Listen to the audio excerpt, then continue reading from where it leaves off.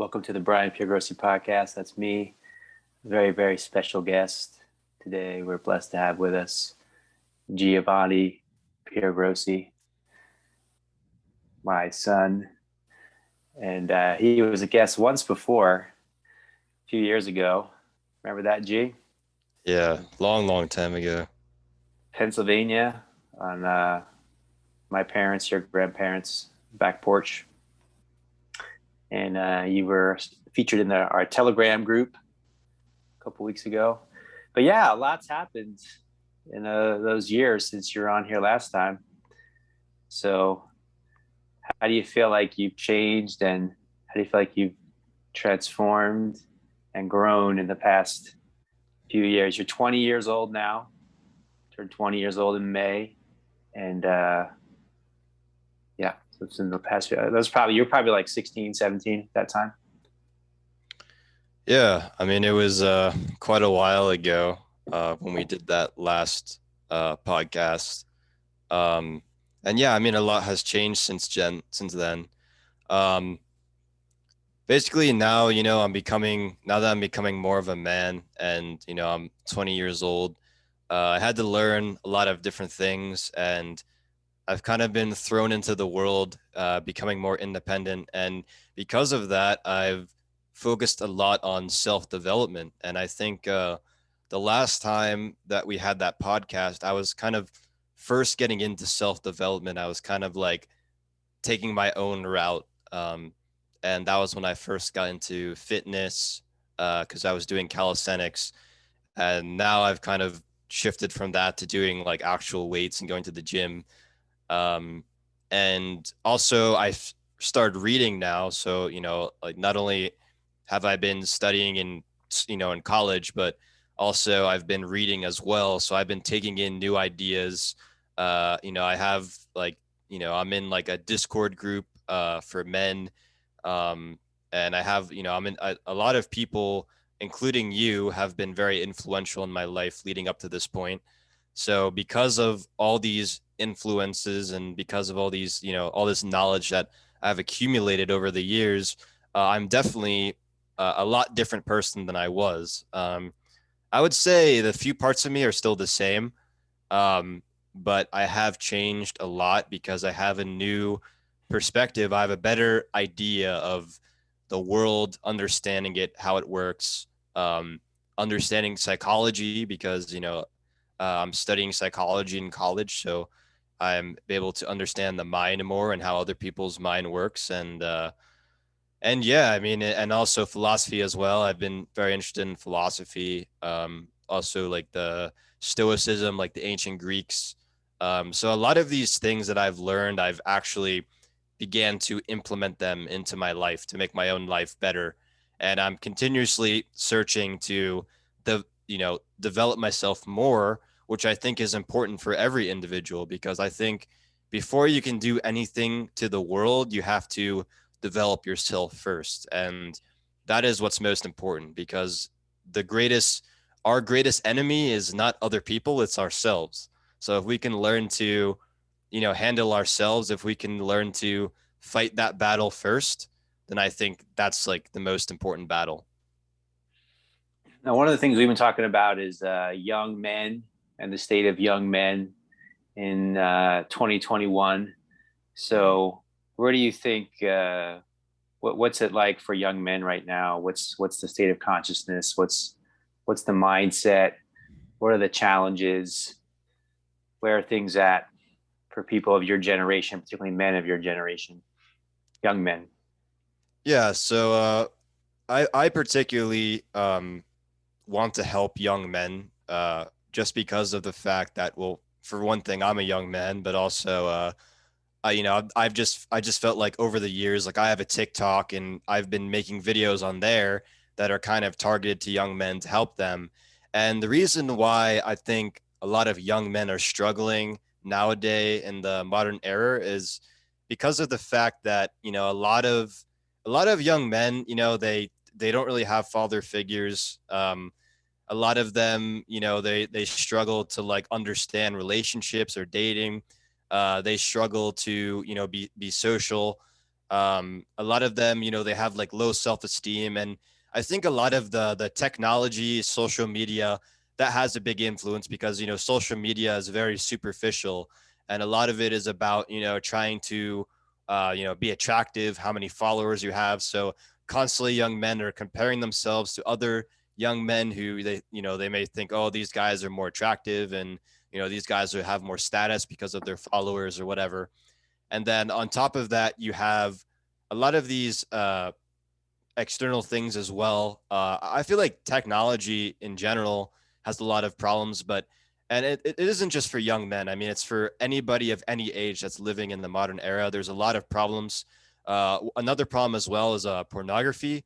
A lot of young men struggle with pornography addiction, and they struggle with, if you go on Reddit, you can see things like NoFap, where, men have constantly, I mean, it's really amazing when you can see these forums of men talking about how pornography has destroyed their life, whether it's their relationship, whether it's, just their day-to-day motivation, or it's caused them a lot of shame because, it's just a lot of people, kind of say, oh, it's a healthy thing. And I was told that as well.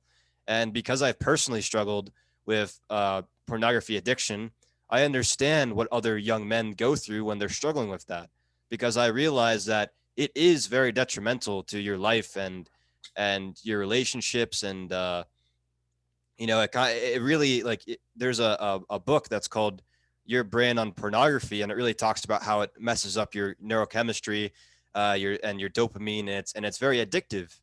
And I think a lot of things in our era is along the same way, because it, one of the main things I think of pornography is it kind of takes you out of reality. It kind of, you basically end up becoming addicted to seeing women on a screen. And not only is it, not only are you objectifying the women, but also you're kind of used to this 2D reality, which isn't even real. And you don't, and young men who have yet to even form real relationships are actually replacing, real intimate relationships with something they're seeing on a screen. And you can already tell how unhealthy this is. And then also there's a lot of other things like, evolutionarily, we were, sex was kind of a rare thing for us back in the day when we were primates. But now that we have it on this screen and you can see all these women in a span of, 5 minutes, it's very addictive. And you can already see the problems that comes with. And unfortunately, society is kind of not really focusing on this as much as it should be focused on. And a lot of self-improvement groups I see with young men, this is one of their targets, is kind of like NoFap, or, what do they call it? Like semen retention or whatever. A lot of young men are kind of going to this self-improvement route, where they might do semen retention, or they might, do things like cold showers, which is another thing. Cold showers was made popular by Wim Hof. He kind of made the idea of like the breathing methods and the cold showers. So cold showers is one thing. Meditation, obviously. A lot of these things are kind of known as like the common self-improvement, and then obviously working out as well. That's like a basic one. But yeah, I mean, there's a lot of problems, also with the fast food. Fast food is the same as pornography because it kind of targets this primal aspect of ourselves, and it's very addictive. And in a way, because it might not seem like it, but to me, I feel like it also pulls us out of reality, because we're not eating real food. We're not eating like food that's natural, that comes from the ground. We're eating like this garbage that, these fast food restaurants like produce, that's like highly processed, very sugary, a lot of fats, a lot of things that are just like not good for you at all, and unfortunately these foods are very addictive, and they're unhealthy, but like, they're very addictive. So it's like you kind of have, it's the same thing with pornography, where it's like you have to pull yourself out of this kind of very primal, like short-term pleasure way of thinking, because that will destroy you over the long term. It's kind of like that thing where it's like you have to sacrifice pleasure in the moment to achieve those long-term pleasures, which are much more beneficial. Because of a lot of the reasons why young men are depressed and, you know, they're not happy in their lives is because they feed into these short-term pleasures. They feed into pornography, fast food, video games, drugs, you know, things like these that are things like this that are destroying young men.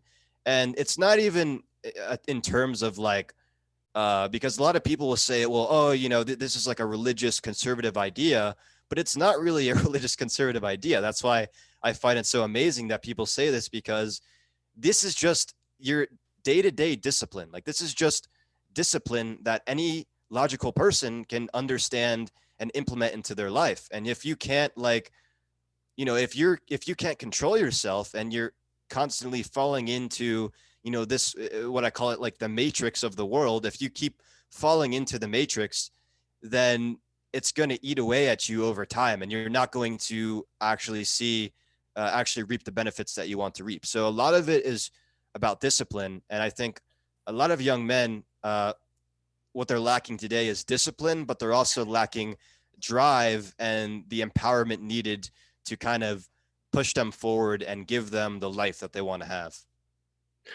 And what do you feel is the state of masculinity right now?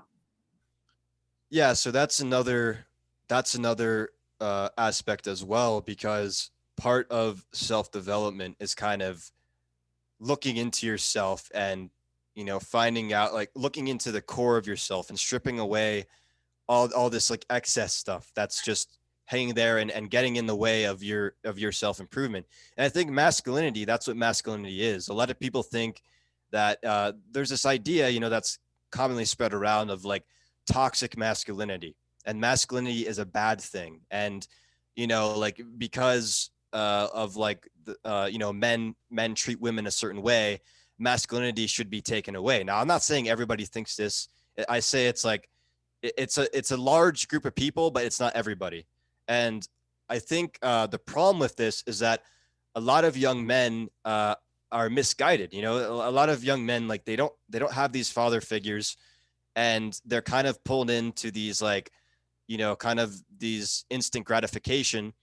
And when all this is going on, when they not only do they not have any guidance, not only do they not have fathers, but they're also told that masculinity is bad. They're told that being a man is inherently a bad thing. And you can see how detrimental that is to the children of our society, to the young boys of our society and the young men, when they're told that they're inherently worthless, that like they can't be proud. They can't have pride in being a man.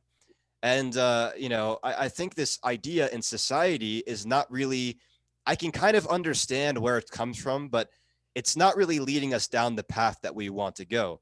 And a lot of the reason why young men are not as driven as they should be to live better lives is because they lack the masculinity, because they lack this drive. And that's really all masculinity is, because in ancient Greece, in ancient Greek philosophy, they had this idea of thumos.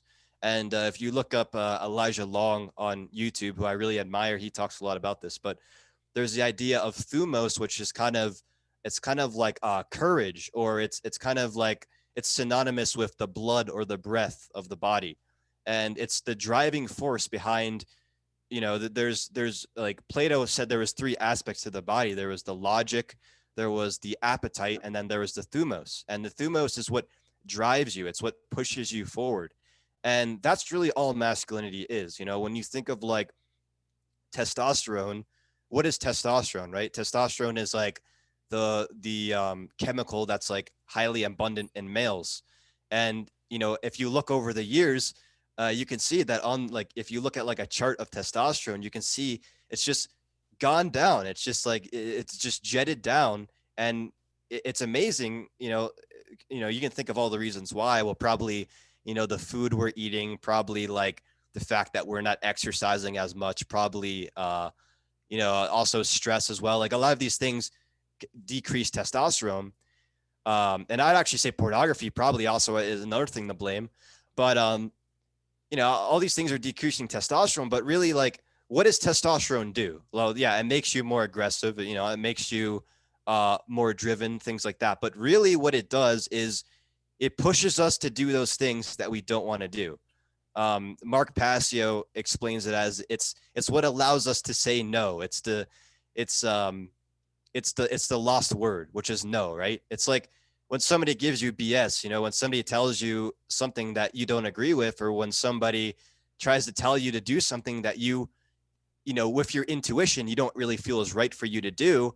You're not going to say no if you don't have any testosterone. You're not going to say no if you don't have that masculinity within you. And in the same way, you're not going to be driven to do those things that are kind of uncomfortable or are kind of painful unless you have that testosterone. I mean, like masculinity is what allowed men to go into battle because it was scary to go into battle, but they still went into battle because they had this inherent essence within them that's driving them. And I don't even want to say testosterone because testosterone makes it like this materialistic physical thing, but I think masculinity is actually more spiritual. Um, and that's not to downgrade femininity because I think that's just as important. And that goes a lot deeper. I can probably explain that later, but masculinity is something our society is lacking. And I feel like, you know, we live in a very emotional society where everything is an emotional reaction. You know, somebody says something to you, you get hurt, you get, you know, you feel offended. And it's like, I need to, you know, change society. I need to like get angry and blame everybody else for my problems instead of actually taking ownership of the problems that you are facing within your own life and handling them on your own. You know, that's where the empowerment comes in. That's where the masculinity comes in, because not only are you standing up for yourself when people try to get you to do things that you don't want to do, but you're also standing up for yourself in general because you're not blaming other people. You're taking on the responsibility uh, on your own. You know, you're not like, and I feel like in society nowadays, a lot of people play the victim. You know, they constantly blame other people for their problems. And there's kind of like two problems with that, because one is like, you're not allowing yourself to solve the problem. Like you're kind of elongating the problem and you're not actually solving it, because you probably do have the potential to solve that within your own life, but you are not actually awakening to the fact that you have that capability. But then the second problem is you're making the problem a societal problem. Now you're making it a problem that other people have to deal with. And you're kind of blaming other people and you're shaming them for something that you have to deal with on your own. And what a lot of people don't realize is that if everybody took on their own problems, like in the world, like I always kind of think of this, if every single human being was able to get out of the victim mentality and take on their own problems within their own life, then we would literally live in a utopia. Because the problem is we always look to other people to solve our own problems. And because, and there's a lot of reasons why that is, you know, mainly it's a lack of empowerment. But what we don't understand is that the more that we allow other people to solve our problems, the more power we're giving away from ourselves. And really that kind of creates an unequal society. A lot of people are worried about, oh, society is unequal and these people are privileged and these people are not. But really what it is an unbalance of empowerment. And it's a disempowerment with the general population, with the people.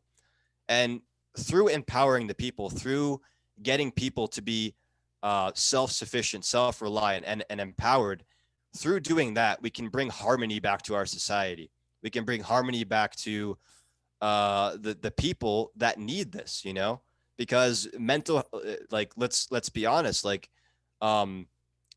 mental illness is on the rise, right? Depression is on the rise. Suicide is on the rise. Why are these things on the rise? You know, it's more than just a societal problem. It's an individual problem.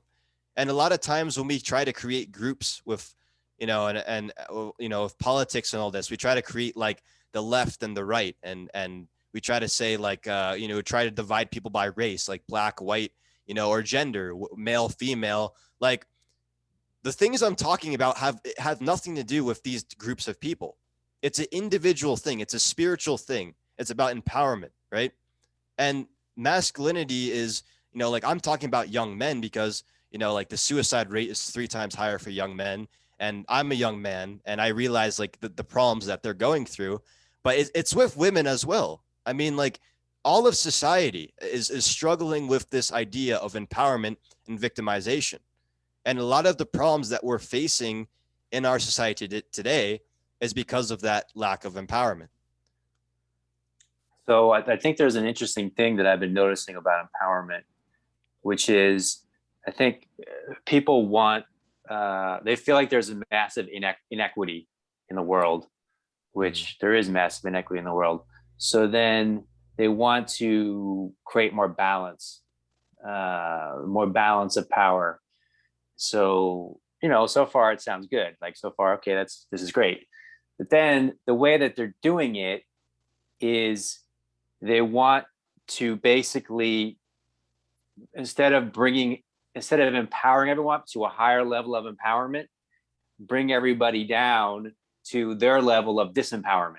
So we're all on the same level of disempowerment.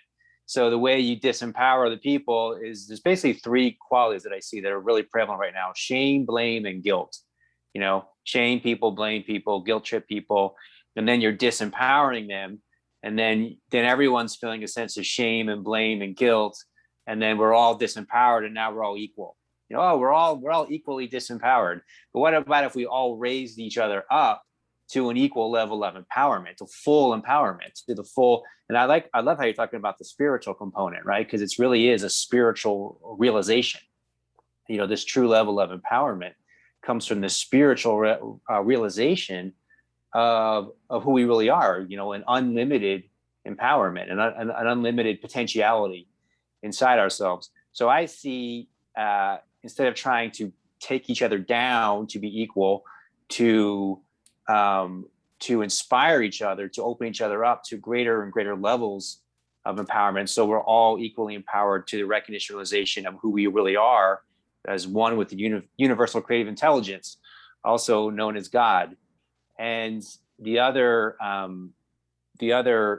component of that is that there's this sense that power is scarce. It's a scarce resource. So this conscience of scarcity is the misunderstanding that creates so many problems for us. There's a scarcity of love, there's a scarcity of power, there's a scarcity of freedom, but there's not. There's unlimited. The universe has no borders. So there's no borders to how much love. There's enough love for everybody. There's enough freedom for everybody. There's enough empowerment for everybody. So if we can get rid of this scarcity consciousness of like, oh, if I have power, then you don't have power, or if you have power, then I don't have power, right? No, it's if you have power, I also have power. You didn't take anything away from me, and if I have power, I didn't take anything away from you. It's not a scarcity thing. You see, it's like it's just unlimited, and that recognition, that realization, I think, is a real game changer to awaken to that consciousness together. Yeah, I completely agree with you. And when you were talking about how it's a spiritual thing, I think that's really powerful because our society, I mean, you can just tell what's going on in our society. Like, if you look at like the far right, I always kind of like think of this idea, but if you look at like the right or the conservatives, it's like very heavily religious and it's like Christian and it's like very dogmatic. And then if you look at the left, it's like nihilistic, but then it's also like humanistic too. So it's like humanism, but like on a nihilistic or like atheistic basis. So we're kind of like, we have these two, like we have this like super religiously dogmatic side, and then we have this like, kind of like, it's also dogmatic, but in like a different way. It's like humanistic, but like it's on these like this rigid terms of like humanism that has no like religion basis, because like, the left doesn't like religion, and the right thinks that the other people are like immoral. So basically we have to ground ourselves back into like our true spiritual roots, which is like esoteric. And it's kind of the idea that like there's a divinity within us all, right? There's an inherent worthiness within us all. And it's like, it comes back to the idea of self-love. And I actually just made a video on this earlier today, where somebody asked me, they're like, how can I love myself? And I said, the question is not how can you love yourself? The question is, how can you not love yourself? Because society tells us not to love ourselves. Society tells us that we're not worth anything. Society, like, and that's the only thing I think people have to be worried about. You know, when people say, oh, I'm scared of the elites, or I'm scared of these higher up people, the only thing you should fear is feeding into that their idea that you're not worthy, that you can't be empowered. That's the only thing you should fear. Other than that, there's nothing else to fear. And that you can control. That you can, as long as you don't feed into this psychological manipulation that makes you believe that you're disempowered and you need to believe in a government or a god or any of these things that are outside of yourself. As long as you don't like understand, like as long as you understand that this divinity is within you and you're part of this bigger source, you're part of this thing that's like so much bigger than you, and you're part of that. If you understand that on like a fundamental spiritual level, then that is like what is the most powerful. That is like the most powerful understanding that you can have. And I think that's something our society is missing, because people are clinging to these political ideologies. People are becoming very like nihilistic, you know, like people are kind of, they feel like there's no meaning in life, and life is like, you know, inherently meaningless. And then there's scientism and there's atheism, and people are clinging all to all these isms and all these ideologies, all these like political ideologies. But there is like a fundamental truth that cannot be that cannot be taken away from.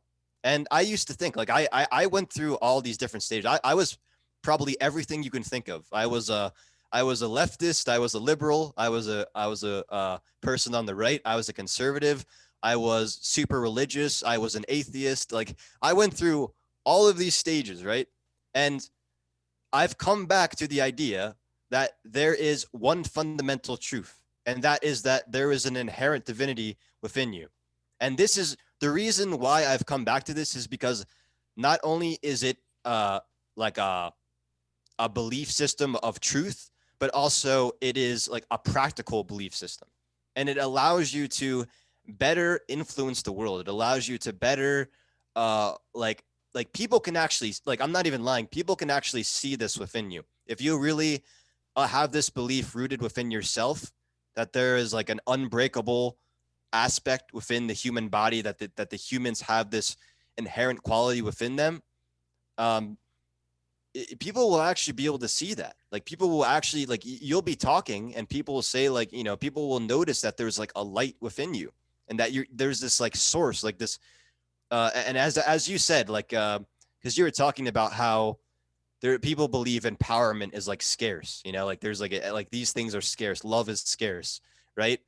But this source that's this divine source that's within every person, this is infinitely abundant, infinitely. So it's infinitely abundant with empowerment. It's infinitely abundant with love. It's infinitely, I kind of like to think of it, it's a creative source, because creation has no limit. Like like that's kind of my idea of what God is God is creation. God is the source of creation. And God is inherent within all of us. Like we are God, but God is also us, right? So understanding that belief that we are all creators, and we are all creators of our own reality, which is opposite to the victim idea, because the victim idea is that we are the reaction, right? Like we are the effect and everything else is the cause. Like this, you know, this world is the cause and we're the effect. If coming back to this spiritual idea kind of switches that around and tells us that we are the cause and everything else around us is the effect. And like I said, it goes beyond just spiritual. It's also very practical, because how are you going to be able to change your life if you think that you are not the source of your life, that you're not the creator of your life, right? If you believe that you're the victim and that the world is against you and that everything is out of your control, then that's when people become disempowered. That's when people believe that they need somebody else. They need this higher up person to do things for them. But when you actually look out at history and you look at like who are the most influential people, Martin Luther King was he wasn't a politician. He was an average person. He was like a preacher at a church, and he had a dream. He said, I had a dream. I have a dream to, change the world, and he did it. But he wasn't any of these politicians. He wasn't like he was your everyday person. He was like an average person that decided to do this, right? And mostly throughout history, most of the people that have done the most fundamental changes in society have not been politicians. They have not been these people in like, super elite positions. They've been the common people. And the reason why that is because to make a change, you don't have to be a politician. You don't have to be some, grand person. You don't have to be a celebrity. You just have to be human.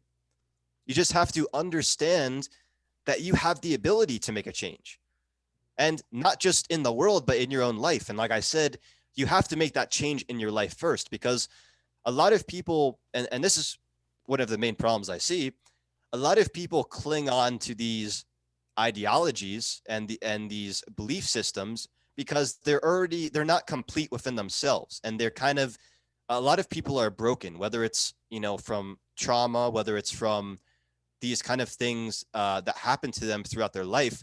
They have a lot of internal work to do, right? Because certain things, like there are certain things that are out of our control. I'm not saying that everything is in our control, but, and this kind of goes to the idea of Stoicism, like these things that are out of our control, they don't really affect us. And what I mean by that is that like when you allow things to affect you, it's like a choice. Because basically so think of it like this. Like I like to think of, there's things that are out of our control and there's things that are in our control. So there's things that like we can influence directly. Like if I want to go to the gym and like I want to work out, that's something I can choose, right? I can work out really hard and become healthier and get a body that I'm confident with, right? But there's things that are also outside of our control. Like, if I get like a really bad illness, or if I get in a car accident, or if like, there's like really bad weather that destroys my house. Like these things are out of my control. But what people don't realize about these things is that we still have the mentality to perceive these things in whatever way we want.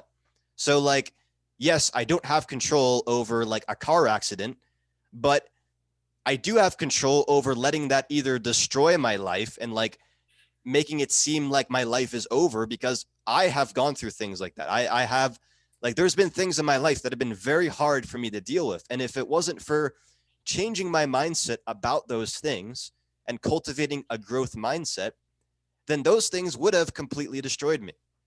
And a lot of people, they allow these things to destroy them because they get into the idea that they are the effect, right? Instead of realizing that they are the cause. And when you realize that you have 100% control, not just over these things that, you think you have like physical control over, but also these things that you have mental control over. When you realize that you have 100% control over your life, it's extremely powerful, extremely, because most people do not realize this. Like most people do not realize, and that goes to the idea of Stoicism, which was, that an ancient Greek philosophy that I got really into. And that's the idea where it's like, how do you strengthen the mind? How do you allow yourself to actually face suffering head on, right?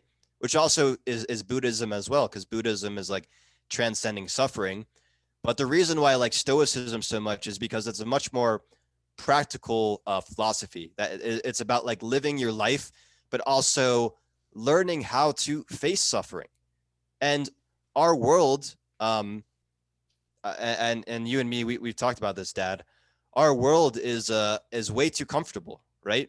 Our world is, we have everything at our hands. Like back in the day, like just to get food, you would have to fish, you would have to like make your own fire to heat up your house. There was like wars and stuff. Like back in the day, things were just a lot harder. Nowadays you can like come home, turn on the TV, eat a bag of potato chips, like like watch pornography. Like you do all, you could smoke a joint. You could do all these things that are like super comfortable, super, like, oh, this, you're like in this bubble of comfort, everything's so easy for you. Right.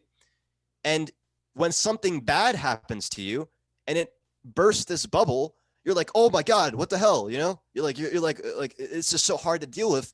And it's because you don't actually allow yourself to cultivate the mindset that faces suffering. You don't allow yourself to actually empower yourself. So why do you think people should do that? Why would someone want to face suffering? Well, it's like what I said. So it's like, well, first of all, it's like preparing yourself. It's like allowing yourself to actually, because, okay, suffering is inevitable, right? Like everybody, it's very cliche. Suffering is an inevitable part of life. So we all know that. It doesn't matter who you are. You can be like a multi-dollar billionaire. There's still going to be something that's going to happen to you that you're not going to like in your life, right?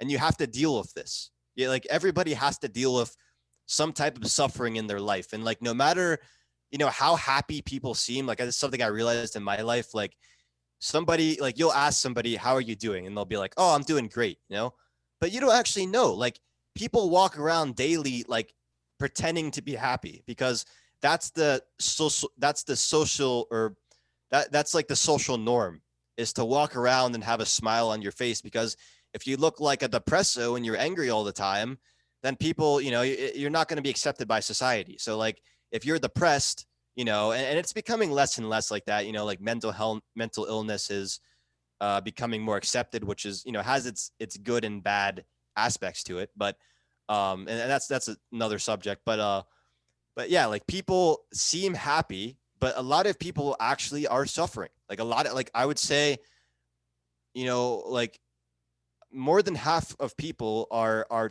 going through something, right? But why should someone face their suffering? Yeah, and that's what I'm saying. Like, so basically the idea is that suffering is inevitable. So everybody goes through suffering. And the reason why you should face your suffering is because of that simple fact that suffering is inevitable and you're going to have to face it. And no matter how much you try to pull away from it, no matter how much you try to like go into this comfortable bubble, right? This bubble of comfort, it's always going to be burst. And the more you move away from it, the more it's going to hurt when you actually face it, right?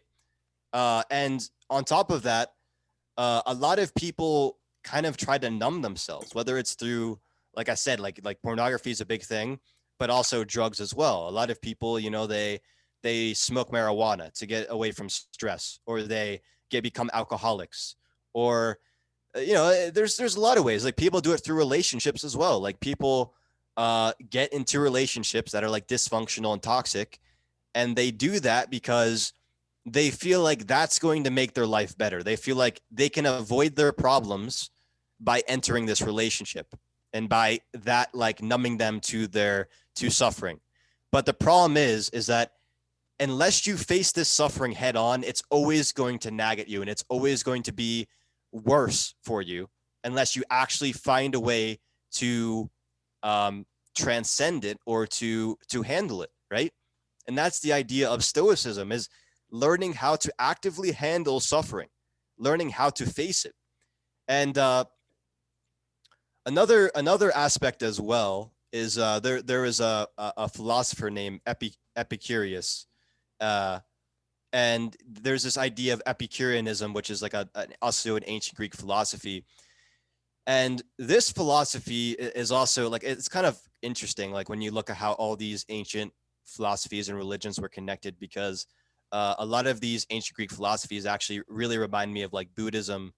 And, because Buddhism has the idea of like transcending suffering. Like, how do you transcend suffering? And why did Siddhartha Gautama even want to find a way to transcend suffering? Because he was like this, he was a very compassionate person. He was like, he lived in this palace. He was like a prince, he had everything everything anybody would want, he had, right? But then he walked out into the world. He saw like the average people. He saw that everybody was like tremendously suffering. And he's like, I want to find a way to end this, right? A lot of people nowadays, and I think you can, like, I think society is to blame, but then again, like I said, like the society is a result of the individual. But yeah, I think like our general society today, like a lot of people, there's this idea that instead of like, and this is like, I would like to call it like a meme, because like, what is a meme? A meme is like a popular idea that's spread, right? So there is a meme that instead of facing suffering, you should kind of like become a depresso and like go on like, you know, these antidepressants, or like find a way to like avoid it and find a way to numb yourself to it. But And there needs to be a reason to face the suffering. So if we don't give people a reason to face the suffering, then they're just going to say, well, why should I face it? I'll just not face it. And I'll just do all these different tactics to avoid it. So I think the root of it needs to be to understand, like, why are we here? Like when you go into like spiritual teachings, there's basically two core questions, right? And the questions are, who am I and why am I here? Those are the two key questions for every individual to get clear on an answer within themselves. So the why am I here part, you know, obviously these questions we can answer, we can put in different language, you can different words, different cultures, and have done that in different terminology. But one primary reason that we're here is to awaken in our consciousness, to grow and evolve and awaken in our consciousness. And the only way to do that is to face the challenges that are before us. Like the challenges that are before us are not by mistake. You know, those are the lessons that we're here to learn. It's like school. It's very much like school. Like, you know, you can't get to second grade without learning the lessons that you need to pass in first grade. And then you get to the next grade. And that's how it is with wisdom and our consciousness. You know, the challenges that are before us, they're there. They're the exact things that we're supposed to experience to learn the lesson. And once we learn the lesson, then we don't have to repeat that lesson again. We don't have to repeat that class again. But if we avoid the challenge, then we're stuck. You know, we're stuck, and then that feeling of stuckness is what creates the sense of suffering, right? So I like to make a distinction between pain and suffering. So pain is of the moment, you know, and pain is inevitable. Pain is a part of having a human body, having emotions, all these things, right? But suffering is not inevitable. Suffering is when we're not present with the moment. We're not fully present in the moment, and we're not then able to respond constantly, intentionally to the moment. So then suffering comes from resisting the moment. And if there's not resistance to the moment, then there's not suffering. But we live in a world where there's a lot of resistance to a lot of things, and then there's a lot of suffering. You know, so I think what Buddha was pointing to, and what these different great, you know, teachers are pointing to historically and presently, is to be present in the moment and to embrace the challenges in front of us. And when we can embrace the challenges in front of us, these things that we think are bad and against us and shouldn't be happening, they're not bad against shouldn't be happening. They're actually there for our benefit, provided we learn the lesson that is there for us inherent inside it. yeah, I agree with you. And yeah, and what you were talking about with like the resistance to or I guess the resistance to pain. Yeah, I kind of like to think of it as like people cause their own suffering. Like there's suffering that's inevitable, and whether you want to call that pain or whatever, you know, you can label that whatever you want, but there's suffering that's inevitable and it's out of our control. And then there's the way you respond to that, right? So like if I get it, like I said, it's like that's the idea of stoicism. Like if I get an illness or something, you know, like obviously that's a horrible thing and I'm going to have some emotions about that, but whether I let that linger for like a year and I don't do anything about it and I just sink into this depression and I have this belief that like the world is like out of my control, and like, you know, I start like creating these stories in my head and that's all they are. They're stories, right? I create all these negative stories. That's when I'm actually doing it to myself. At that point, there's not actually anything happening to me anymore. I'm just causing my own misery. And you prolong that through numbing yourself through these drugs or whatever you may do, you know, like whether, you know, whatever you're like, however you're numbing yourself to this pain, you're actually prolonging that. And like you said, it's resistance. You're prolonging that that suffering and misery, right? When you actually, if you deal with it, and obviously this takes practice, and it's something, it's something that's done through self-development. But after you actually realize like this inherent ability you have to deal with suffering and realize that you do have, control, you are the creator of your life. Once you understand this, then you come to the realization that this suffering does not have to linger unless I want it to. And most people don't want it to, right? But in a way they do because they're letting it linger. Like that's the only thing that, like, when somebody like tells me like they're like, oh, I'm in depression or whatever. Like really what they want to hear is like, they want to like, they want somebody to like feel like sympathy for them and empathy, which is important. Like you want to show that you care for somebody.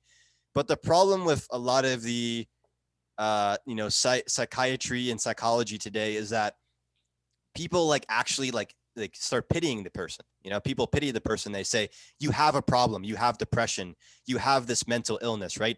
And they label it as if it's like a thing that actually is out of their control, right? And that is one of the main issues with the mental illness in our society today, because the way we go about solving the mental illness is actually counterproductive. It's actually making what's not a problem a problem, and in doing that we prolong, we actually do a disservice to the person, because instead of telling them that they're causing this for themselves, instead of telling them that they're putting themselves, into their own pit, we actually label it and we keep them there. Yeah. Like, So the best. there's two stages I think that are important to break down here, like pretty clearly. So there's situations where people are victimized.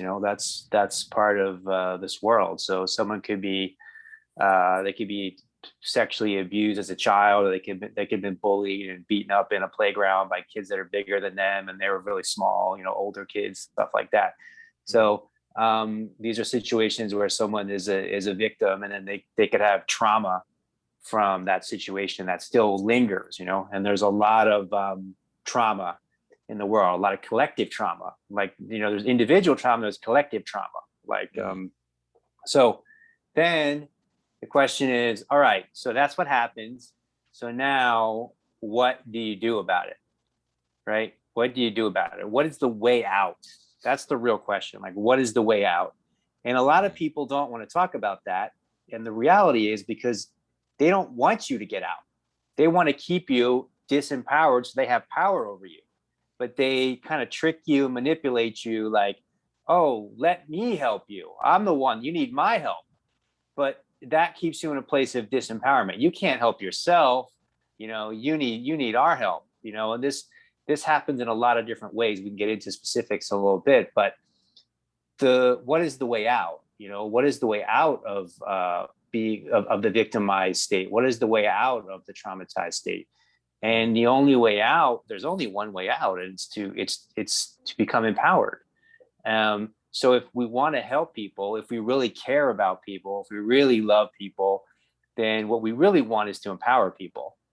And if we're not doing our best to empower people, then we don't really care about those people. We don't really love those people. It's disingenuous. It's not being honest. It's not being authentic, and it's not being genuine. You're just further keeping people entrapped in disempowerment mindsets, in a victimization consciousness, and in states of trauma. So I think it's really important to make that connection, that true love and true care means we're doing everything we can to support that person to become empowered. And like we said earlier, to become empowered is really just to become aware and connected to who you really are. Because who you really are is that divine spark. Who you really are is that God consciousness, is that full empowerment. You're fully free. You're fully empowered. You're fully in love. You're fully in a state of harmony and equilibrium inside yourself. That is the true natural state of who we are. And it's supporting people to recognize that, or realize that, and actualize that in their lives. Yeah. And I think it shouldn't really be hard to come to that conclusion that that's our natural state when you understand that this trauma that people have is like that's unnatural. Like that's something that causes people to it's like I said, I was making a video and somebody was asking how do I love myself, and I was saying that you have to get rid of all this BS that's like in your mind that's like telling you you're not worthy. And when people like, because there's like there's like intentional ways where people cause people to be disempowered, and there's like accidental ways, and it's kind of a mix. But a lot of what I see nowadays is like people kind of misunderstand what is real compassion, right? So like if you have a child, right, and you're trying to you want this child to like blossom, you want this child to be fully independent, you want them to do well, then you have to discipline the child. You're not going to like give them a bunch of toys. You're not going to say do whatever the hell you want and like get in trouble and like treat people horribly. No, you're going to like tell them the difference between right and wrong, and you're going to allow them to grow to develop their own independence so they can blossom in the world, right? But nowadays, like what we see as compassion is like letting people do whatever they want, and like telling people like, if they're depressed, then like giving them all this like sympathy and like, say, oh, I feel so bad for you, and like I have all this pity for you, instead of actually telling them like, and like you said, being honest with them and saying like, listen, man, you need to get up and like you need to like start developing yourself, right? You need to like start like you need to go outside, you need to get some sunlight, you need to start working out, you need to do these things so you can get back into the flow of how you were and get out of the bed, right? And it's not even like like I sound like David Goggins right now, but it's not even like about that. It's like it's just like it's such like a common sense, and the fact that people don't understand this is like what's sad, right? Um, and it's with a lot of things. Like I see it as well with the whole like with obesity. Like there's a lot of people where like, and I think self-love is the first step. Like for me, it was like I had to love myself before I actually started working out, because working out is a form of self-love. It's like a form of like understanding that you love yourself, so you have to take care of your body. But a lot of people like it's like very strange. It's like when you see somebody who's like overweight or something, instead of saying like, like, oh, and especially for people that like, because a lot of the people who are like overweight, they feel a lot of shame and they feel like a lot of sadness. And I don't agree with shaming at all. I don't think people should ever make fun or shame anybody, because that means you don't value that person as a human being. But what you should do is be honest with them and tell them like, this isn't a healthy lifestyle. Like you need to go about this in a different way. And if you're not saying that at all, if you're like holding that back because you think it's mean or something, you're actually being more mean and not telling them anything. You're being more mean and like holding back the truth from them, and not being straight up and honest with them, right? Like I even remember Elijah Long, who's like, a guy that's very influential to me. I remember him talking about a story where he was like in like a jujitsu class, and there was a guy there, and the guy was talking to him about how like his girlfriend cheated on him, and he was like all depressed, and he was like drinking and stuff. And he said like, oh, I feel so bad. Like he gave him all this sympathy. And then he said like later on, he's like, I really regretted not being completely honest with that guy. He's like, I really regretted not telling that guy that he needs to like keep that in the past and move on and just like, like get back into the rhythm, like get back into life. Right.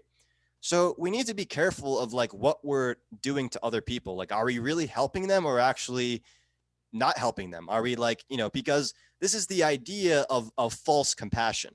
Like, I don't know if that's like, there's like a million definitions you can give it, but like false compassion, like that's what it is. Like false love, false compassion. It's like kind of allowing people to do whatever they want. And it's not even, because another thing too is people think it's like a form of control where it's like, I'm like telling you to do this. No, it's not. It's just about being honest. Like people can do whatever the hell they want. Like I'm like a libertarian. Like if you want to do whatever, you do you, man. I don't care. But like I will be honest with you. Like, I will tell you, and the things I'm telling you is from love. It's from a sense of compassion, because these are things I faced in my own life. Like, if I do a drug, like if I do some drug and like I get addicted to it and I realize it's a horrible thing, I'm going to tell somebody else about it. Not because I think that I think they're like a piece of crap because they're doing this drug. I'm going to tell them because I care about them, because I want to be so honest with them. And I want to tell them that this is not good for them. Right. So the key is how to support someone in a way that they can hear it, right? That they can hear it and they can respond to it. So there's two essential components here. This is a very interesting subject. It's a very important subject that everybody has been challenged with at some time in their life. So I'm glad it's coming up. So the first part, we could call it the feminine, since we're talking about masculine as part of the theme of the podcast today. We could call the first part the feminine, the second part the masculine. All right. So the first part is when someone's telling you something, that's a struggle for them, or some challenge they're having, or some pain they're having, or some suffering they're having. The most important thing and the most fundamental thing is to feel like, for them to feel like they're being heard, that someone is hearing them, understands them, and gets them. So this is where displaying empathy and displaying compassion, mostly by listening or just mirroring back that you're hearing what they're saying, and is essential. And really, this is a component of feeling like someone loves you as you are, right? Accepts you as you are, loves you as you are, and they're your friend no matter what. They're your dad no matter what, or your son, or your mother, or your whatever, your cousin or aunt, whatever you are to them. Like, there's a sense of unconditional love. They got your back no matter what. Well, even if they're not family, like you're realizing that they have the same divinity. A stranger in the street. Yeah. All right. So once that's established, there's a certain feeling that's there. Like, there's a certain feeling of feeling this person cares about me, basically, is what it comes down to. All right. Mm-hmm. This person cares about me. They're on my team. Okay. So now that we have that, then there's a sense of connection. I was trying to remember a phrase in my mastermind group last night, and the phrase is connection before correction. Connection before correction. Beautiful, important phrase. So now we have connection. So now, once there's connection, now I'm like, hey man, this is the masculine. Now we have time for the masculine. So now it's like, hey man, like, you got to get your shit together. Like, you gotta like step your game up here, right? So, but that only happens when there's like already connection. Because I know this guy cares about me. Now that he cares about me, I'm going to like listen to what he has to say, because he can see where I can potentially go. He can see what's possible for me. I might not be able to see it for myself, but I'm kind of like down on myself, So he's pushing me to like a higher level. This is what a great coach does, right? Life coach, or even like a basketball coach or a soccer coach, or, relationship between a father and a son, right? So I might like challenge you in different ways to do better, ways I see you can like improve yourself and be better. But that's because I already know that that I care about you, that that we're on that there's a connection that's there. But if I didn't feel a connection was there with you, or if I didn't, better said, if I didn't feel like you felt that connection, like if, let's say, you're just some random person, I wouldn't necessarily go up to you and like tell you what you should be doing, how you should change your life and stuff, because you don't know me. You'd be like, I don't know you, man. Like, who are you? Like, who are you telling me what to do? Right. But if we can talk and I can establish like, oh, if he can feel like, oh, this guy cares about me. So I'm paying attention. Can he tell that I care about him? Can he tell that like we're connected? Can he tell that I understand, I get what life is like for him? And then if that's there, then I can start to give you ways to like, do better in your life. Here's how you can lose weight. Here's how you can, have better relationships with women. Here's how you can make more money. Here's how you can like live more the life of your dreams, and really like step your life up, like get your life together. But that part comes in where the empathy and compassion is there first. So we don't want to like discount that, because otherwise people don't listen. We want to feel like that's there first. And if that's there first, then we can go all kinds of places together. All kinds of transformation and change can happen if that fundamental component is there first. And ideally the two go together, right? And that's why ideally in all of our lives, we need that feminine archetype and masculine archetype. Like we need both, right? So maybe not everybody has like a biological mother and father that they're close with, but if you don't have that, you need somebody that like represents that masculine, somebody represents that feminine. And when you have both, then you can really soar, because you have both these elements together. Yeah, I mean, I think like when it really boils down to is like everybody wants love. Like what does the world need? Like what does every individual want? And why do people become like, people always say like evil is like an objective thing, but to me like evil is just like the lack of love. It's like people who are never shown love, and because they were never shown love, they become evil, or they become like, these people that like resent the world because either nobody has shown them love or they can't love themselves. But really like it's all about loving yourself. Like that's where like that's like the most fundamental aspect, because once that's done, then you are complete. But part of loving yourself is understanding that other people can love you as well, and kind of being shown that love from somebody else. So I do think that's very important. I think that the feminine is very crucial, and that kind of brings me to the idea of shaming, because I feel like in our society, like and this is more of a problem like with I mean, it's a problem with both sides of like political spectrum, but I do see it a lot with like the very like fundamentalist Christian route. And I feel like the reason why our society kind of doesn't function as well is because that's the idea of spirituality that we have, is this idea that's like all about like shaming people and like telling people that like they're bad, like you're bad because you're doing this, right? Instead of saying like, okay, like you can correct yourself, you can like do better, and like there's nothing wrong with you. You just have to like put yourself back on the narrow path, like put yourself back on the right route, right? So that's like that's kind of the idea that like I think people need to adopt, instead of like shaming people, instead of like saying like oh you're fat, lazy, stupid, ugly, like what, like all this stuff. Where does it come from? It comes from the person not loving themselves, and they project that on other people, right? When you don't love yourself, then you're gonna project your own insecurities on other people. And that's really the only reason why people bully. That's the reason why people call other people names. It all stems from a lack of self-love. And if you don't have any, if you lack somewhere in yourself of self-love, then you're not going to be able to show that, reflect that love to other people.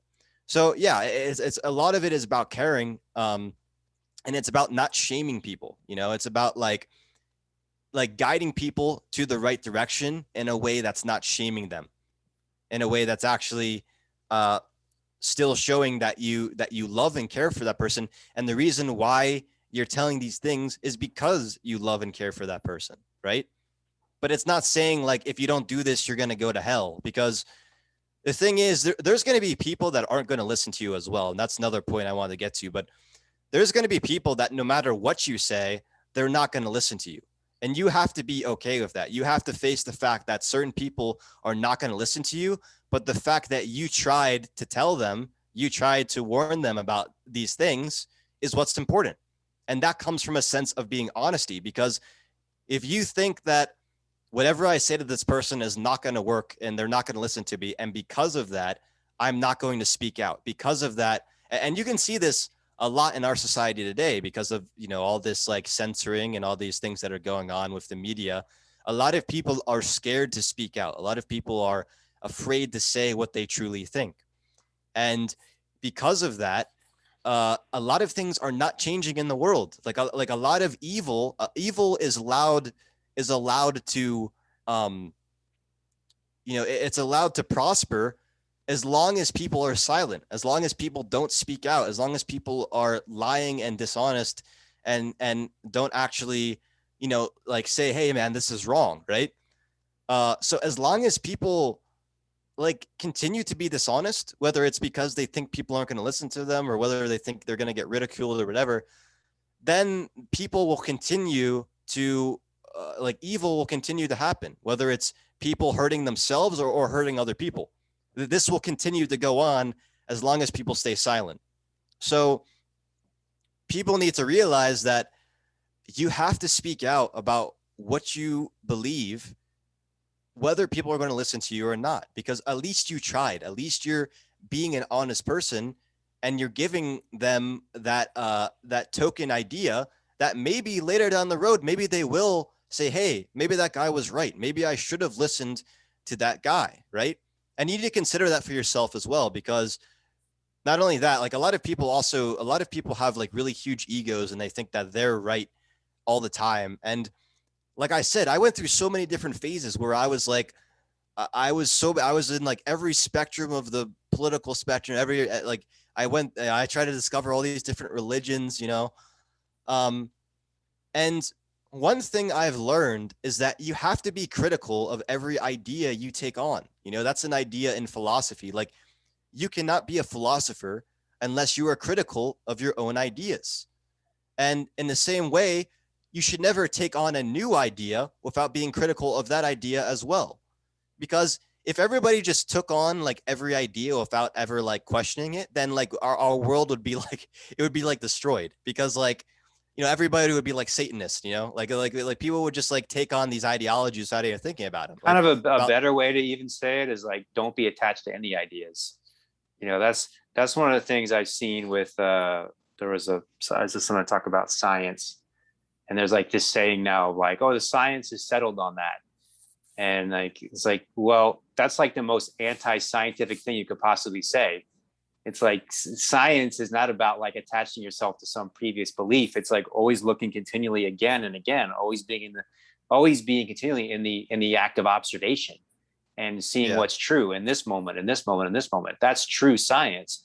And that's true spirituality. And that's the way to live our lives, is to be curious to discover what's true in each moment. And I think, talking about the society, we're in our society, if we could approach life from that place, as opposed to everybody having their agenda or their angle or how they want to manipulate the situation, or how they want to coerce somebody to do this or do that, and a lot of this actually, well, it comes from a few different angles, but the core thing to connect to is that sense of self-honesty and being able to want to discover what is true, moment by moment. And when we can have conversations from that place, it's a whole different dynamic that opens up between us. It's completely a whole different dynamic, because what do you have today? Like let's think of the average conversation today. It's like two opposing forces, right? If you want to have a debate, it's like one person that's like pro this, or one person that's like anti this, or like one person that has this ideology, one person that has another ideology, instead of it just being two raw human beings who want to converse and learn, right? Why can't it be that? Why can't it be like two people who want to share ideas and together figure out what's good for themselves and society? Like, I feel like, and that's why I always say, like, I honestly, like, I think America is like a beautiful country. I think it has a lot of potential, but the way that our political system is run, the way a lot of things are run, is just not good. This like whole bipartisan system, this idea of like choosing a side, it's just, it's not a good way of, it's not human, because like as humans, like, yeah, some people say, oh yeah, we're primal and we like to pick sides and all that. Okay. Yeah, there is like some truth to that, but like, when you actually get down to like the root of how people function, it's through like tearing away these ideologies and finding the truth, like brushing away this dust and seeing what's underneath that we all can agree on, like seeing this fundamental truth that does not change. And that's the problem with society, because society believes, like, a lot of people are becoming nihilistic, and they believe that there is no fundamental truth, that there is nothing that people can agree on, and we're always going to have opposing sides because of people grew up in different families and different things, and they take on these ideas.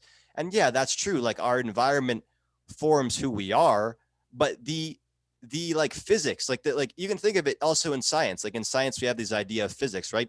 Physics doesn't change. Like we discover new physics, but like I can drop that pen, right?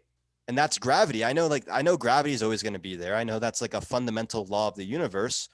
And in the same way, like there's these laws, like the laws of cause and effect, right? Like consequentialism. We understand this to be a fundamental law in our universe, right? And through understanding that law, we can come to common ideas where it's like, if we do this, then this is going to happen. And that's a very, that we don't want that to happen. It's not good for you. It's not good for me. And we both have a common, like we both want to live well. So we should not we should not do this because we know this is going to happen. And everybody can agree on that. Like you don't have to be a rocket. It's not rocket science, you don't have to it doesn't matter what ideology, what environment you grew up on. Everybody can agree that like there's certain consequences that happen because of the actions you take. And through understanding that, through having like mutual conversations with people that's not like aggressive, that's again where you were talking about like having the feminine, because I feel like the feminine in a lot of ways, like there is a lot of feminine in our society, but it's not like geared toward the right direction. I think like what it needs to be geared towards is having these genuine conversations where we can sit down with somebody, put aside our ideologies, and have a genuine conversation where we actually respect the other individual, where we actually care for the other individual, right? Instead of saying, well, oh, you're a Republican or you're a Democrat, and like because of that I don't want to talk to you. Like it actually amazes me how divisive our society has become. And you would actually think it would be the opposite, because we have all these movements going on and all these different things going on, and you would think that our society would have become more integrated. You would think that our society would have become more open and more open to new ideas and conversations. But instead, our society has become extremely abrasive, extremely defensive. And it's amazing, because you say something to somebody, you say an idea to somebody, and they immediately become defensive. They immediately feel like you're attacking them. They immediately feel like their whole reality. So why do you feel like that is? I feel like the main reason is because, and this is like the really fundamental root. I'm gonna get to like the real fundamental root of why this is. The real reason is because of underlying trauma and lack of identity. That is the real reason. People have a lot of trauma that happens to them, and because they haven't gone through the self-improvement necessary, and because they haven't really formed an identity, and they haven't taken on like these lessons that they need to learn, and as you said, it's resistance, they latch on to these ideologies because it's like a structure that they can put themselves in. And they become so rigid within these ideologies that they actually attack people because that's like what they live off now. They live off, like, that's what makes them feel complete, is by holding on to these ideologies, whether it's religion, politics, whatever. They hold on to these ideologies because that's what makes them feel complete. And then they kind of like, they push away everything else, because if anything attacks this ideology, their whole reality is stripped away.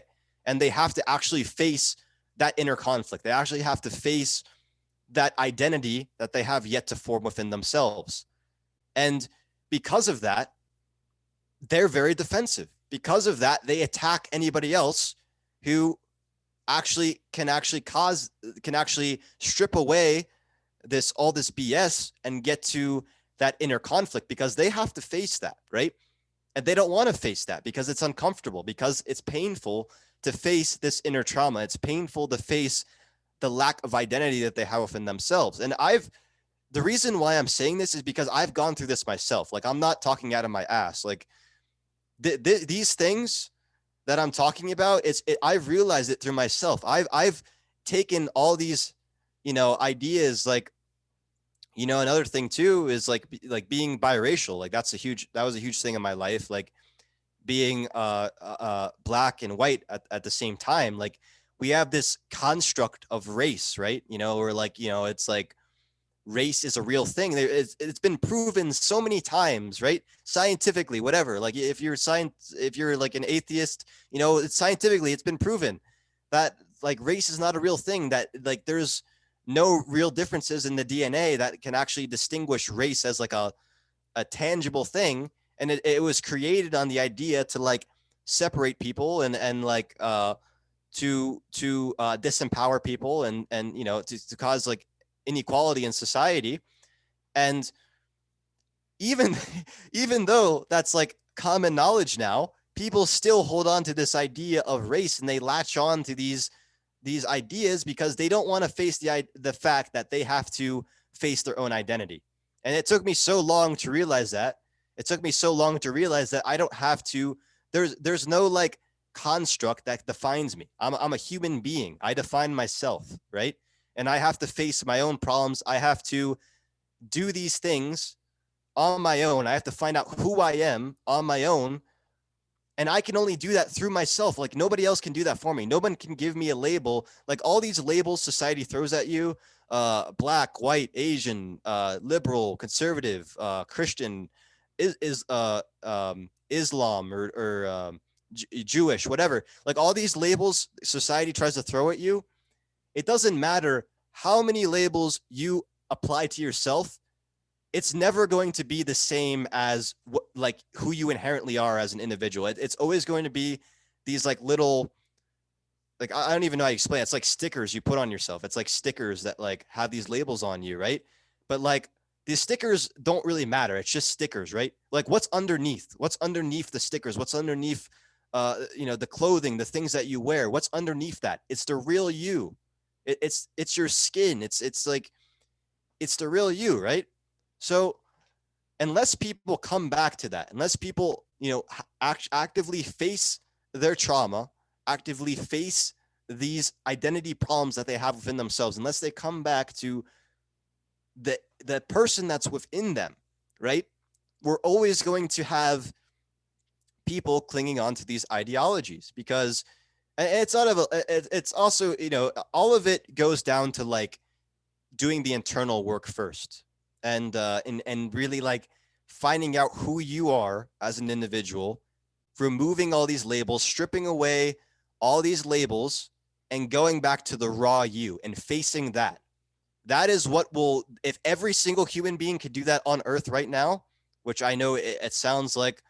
It sounds like it would never happen, but it will happen if people realize how beneficial it will be to society, and how, if everybody could face the raw them, if everybody could like actually face the true version of themselves, the true spiritual version of yourself, then that would it would be a revolution to society. It would be a complete revolution, and we wouldn't see the divisiveness that we see now.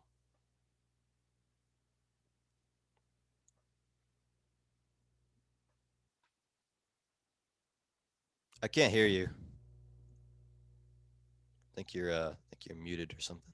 Sorry about that. I said beautiful, and then I said I'm glad you brought up the notion of race. That's something that we've talked about a lot, you and I, and talking about on a podcast. So I guess this is the moment. And yeah, it is amazing. It's both scientifically and spiritually proven that there's no such thing as race, that it doesn't exist. It's a false dividing line. It's obvious, on every single level that that's the case, that it's a social construct that was created a few hundred years ago to create a subservient class and a, what we want to call it, a master class or whatever we want to call it, a dominating class. And what I see is there's kind of these two levels. There's, if you want to, let's talk about like America and the African American population. So there's sort of this one level of like, these people are inferior and like, I don't, they're kind of less than, and like, I don't like them. And then there's like this next level of like, these people are inferior, or not inferior, but these people are less than somehow, and I want to help them. This is like what's big in like the liberal milieu, the liberal. Well, they're still inferior. That's still a way of seeing that they're inferior. Exactly. Like you could say inferior because this is what they don't get yet. And so the third way, which is what I'm advocating, which we don't see yet represented anywhere really in politics. Well, I shouldn't say that, but it's minimal. But I think this is the true progressive way. This is what Martin Luther King realized when he awakened in his consciousness, and other people who awakened in their consciousness, is that we're all of the same essence. And when I look into your eyes, what I see is a reflection of myself, and there is no difference between us. So then you're actually not less than me or above me, and I don't actually need to help you, or I don't need you to help me. We're actually equal, right? That's the true equality. Now, that doesn't mean that, of course, someone might need their car breaks down. You have to help them start their car, or somebody broke their leg or something. I'm not saying we never help each other, but the point is you let go of that rigid stereotype, which is what it is. It's a stereotype that these people are less than you, and they need help. And you have some really strong, incredible, like African Americans that are speaking out to this truth, and Caucasian American people from all different areas that are speaking out and realizing this, and coming from a place of empowerment. Because when someone becomes empowered, and you and I have talked about this, like when someone becomes empowered, you don't need the system anymore. You're not dependent upon the system anymore, right? You're not dependent upon the institution anymore. You're not dependent upon the government anymore. And the system, the institution, the government, they don't like that. Because if you start becoming empowered in yourself, then they're out of business. So there's this convoluted thing that it looks like it's there to help you and to serve you and support you, but actually it's there to keep you where you are, and the way out is the way in, right? The way in is the way out. The way in is to empower yourself and to connect with people who want to help you by empowering you, not by giving your power away to them. Yeah, and I think it's important to mention as well that empowerment can kind of get confused, because there is like true empowerment is different than like this empowerment that we see in like politics, where like this idea of empowerment in politics, like you see with some of these movements, like Black Lives Matter movement, I see it a lot, where basically what happens is like people feel like they are oppressed, and they feel like there's an inherent disempowerment that they have, and because of that they need to be empowered, but they're like doing it through politics, like they're doing it through getting other people to do things for them, right? And there's actually a lot of like which I kind of find amazing, because there's a lot of like African American philosophers that actually back in the day they talked about this. They talked about Black empowerment and how important it was, and I'm surprised that Malcolm X is one individual. Yeah, Malcolm X is one individual, and I forget D Wells or something. I forget this one guy's name. I was actually reading one of his books the other day. D Bois. He was another one. So yeah, there's a lot of like guys back, like a lot of like Black philosophers back in the day that talked about this, and I'm surprised the idea has like dwindled down, which is kind of strange. But Well, I think that people are being manipulated. I don't think it's even genuine. I think it's disingenuous, and people are being manipulated. They know that they can manipulate people with talk of race and with talk of all kinds of different things. We can go into details, but it's a disempowerment tactic. It's a way of taking your power, siphoning your power away from you, and giving it to me, giving it to my party, giving it to my system, my corporation, my institution, and people are waking up to it. And I think that there's that tide is starting to turn, but it takes podcasts like this and conversations like this to foster that further. Well, I think for me, like, one thing that I've realized is that a lot of like because I'm like, my mom is African American, and because of that, I've kind of had to face some of the things that African Americans had to face. And it's what I realize is what I'm facing is not at all any external problems. It's like a mentality. It's a mentality that confronts me, that comes with the identity of being Black. Like, if you are Black in this country, then there's a stigma of thinking that comes with that. And that stigma is, I'm less than, I'm like a disempowered person. And because of that, I have to, and it's also with fear too. It's like, you have to fear the police. You have to I think the main reason, and like I was saying, there's two versions of empowerment. The empowerment that is very disadvantageous to people is the sense of empowerment where it's like, you are already at a sense of disempowerment. Like, you are naturally disempowered. And because of that, you have to like bring yourself up to these level of people. And that's when it's like the Black Lives Matter. It's like, well, we know Black Lives Matter, and you should know that as well, right? It's like, we know you're inherently valuable as a human being, and that should not be a question. And it goes back to the idea of race, where it's like, the reason why race is so conflicting is because when you have these divisive ideas of like, this is a specific race, this is a specific race, then you can actually find ways of like making society unequal, versus just seeing everybody as an equal human being, seeing everybody as a human being, and like, like helping your fellow brother and sister, not helping Black people because they can't help themselves. No, it's like, this person is already empowered. They're already empowered as an individual, right?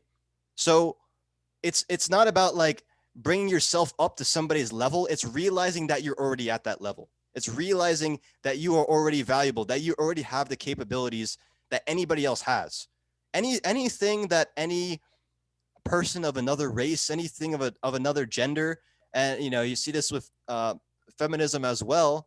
And I'm not saying like, none of these movements like have like, they're all inherently like, they don't have any value. I think there are some value in some aspects, but you see this, like, I think it's a lot of it is has a lot of problems, and like the way people want to go, they're not really going about it the right way. And really what it should be about is about empowerment, and it should focus on the people, not these politicians, because once again, these politicians, you're giving your power away to them, and you're allowing them to do whatever the hell they want to do, instead of actually solving the root problem, which has to do with the individual, right? The individuals themselves, we are the ones who have to deal with our own problems, right? And it's not an anarchy thing. It's not like, I'm not like I'm not saying like, like revolt and like get rid of the government. What I'm saying is, give the power to yourself, right? Like I said, MLK, Malcolm X, who are these people? Were they politicians? No, they were not politicians. They were regular people, right? Regular people that made change. And we need to go back to that, as that part of ourselves where we are the inherent people that bring change to our country, right? We are the ones that like empower ourselves. And I think that's the main thing. I mean, that's the idea of race is a hindrance, because people, when I think the most like simple way to put it is, when people can divide people, then you have a way of making people like making one group less than another, right? So like people, that was the whole reason it was founded. That was the reason it was manufactured, was for that reason. And to act like there's only two kinds of people is absurd. I mean, anybody who's like taken a glance through, who's any kind of study or travel through Africa or through Europe, there's so many different ethnicities, there's so many different cultures, and you're really doing a disservice to the diversity of this world, the diversity of the human experience, when you just say, oh, there's two kinds of people. I mean, and not to even mention to say, oh, this person's Asian. You know how many different cultures there are in Asia? How many different ways of life there are? How many different ways of living there are in Asia? Like that means it's like an empty term. It has no meaning, but like, but we use the term because we have to, there's a way of keeping people divided. So I think if we start talking more about culture, that would actually be more interesting, because that actually is a real thing. But at the same time, culture is always evolving. Cultures are always intermingling. They're always learning from each other, picking up things from each other. That's the beauty of the human experience. As we travel through this world, we are exposed to different cultures, and then we pick up things from those cultures that we like. That's been happening through all of human experience. So yeah, like going beyond this divisiveness and realizing the unique expression that exists in all these different parts of the world, that then it becomes like this spice of life, that we appreciate, as opposed to trying to say like, oh, there's two kinds of people, which is a false, like I say to people, like if you would travel, if you'd go from Europe, let's say you start in Sweden and you start traveling down Sweden, you'll see kind of like very light skin, blue eyes, blonde hair, and as you start traveling down, you see this gradual progression of like people getting gradually darker, the hair getting more, frizzy, curly, the eyes getting darker. There's no like cutoff line. It's just, it's a movement of like, we're one humanity. As we travel the earth, we adopt different physical characteristics to be acclimated to that climate, right? But we're all one family. That's the key. We're all one human family, and to recognize that and realize that's the true progressive. If you want to be progressive, like that's the true progressive, and that's where we haven't gotten to yet. But that's where a true visionary like Martin Luther King, someone like that, they see what's possible because they've recognized and realized the divinity in all of us, like we said earlier. Yeah. It's like, I have a dream speech. Like, it's like, I have a dream that, my son will be seen for his, his character, not for his skin color. And we're still heading towards that because unfortunately the people that consider themselves progressive are still caring about skin color. I have to say, honestly, like in many ways, they're the worst, to be totally honest. They're obsessed, politically now, like what's being called liberals are obsessed with race, and it's not a real thing. It's fake. It's a made up illusion, so if you want to live in a life of illusion, then which is a life of division. Division is illusion, illusion is division. Then it's a life of suffering, but another thing too, and I want to make this point. You were talking about how like in other countries people are diverse. But people are diverse in America too. Like, one black person is not going to be the same as any other black. Like, they're like, you have black people who are conservatives, you have black people who are Democrats, and people don't want to believe that because they're like, well, any black person who like does something different is like an Uncle Tom, or they're trying to be white or something. And then you get into the idea again of like, certain races have certain characteristics, and you're being racist in doing that. You're being racist in saying that being a certain race means you have to act a certain way. Like, how much more racist can you be? Like, you're literally, you're not like, there's one thing of like stereotypes where it's like, okay, a certain race does a certain thing and like, that's whatever. But now you're actually telling people that they are wrong for acting like another race, which means they're inherently like having certain characteristics means you have to be a certain race, or like being a certain race means you have to have certain characteristics. And I find that ridiculous because that limits the diversity of human beings. Like, it literally, like, human beings are like, we're not confined to our skin, right? Like like Martin Luther King said, we have a character, we have a soul, we have a mind. So why are you going to confine our actual limitless potential to our physical being, like to our physical construct? It Well, I makes no think that sense. there's two elements. I think you're pointing at the uniqueness of each individual, right? Which is beautiful, and that's really what it comes down to, is being able to like see everybody as an individual without stereotyping them as a race, to see them as an individual. And I hear this, I hear this all the time from like good, well-meaning white people about black people when they talk to me. It's like black people, they have this problem, they have that problem, and then it's like they think like this and they think like that. And it's like, geez, you're gonna it's like, how about just talking to someone and like actually listening to what they have, and you'll find that there's a lot of different perspectives, there's a lot of different unique ways of looking at things. Everybody's different, everyone's got their own individual perspective, to the point where the category itself, the label itself, doesn't really make much sense. It's like, what does it actually mean? It's not a color, obviously, because you have people that you were talking about, they're not actually the color black, so it's not a color. White people aren't actually the color white, so it's not a color. The whole thing's kind of stupid. Like, you just sort of realize like what a dumb world we're living in. It's like, it doesn't make any sense, it's not logical, it's not rational.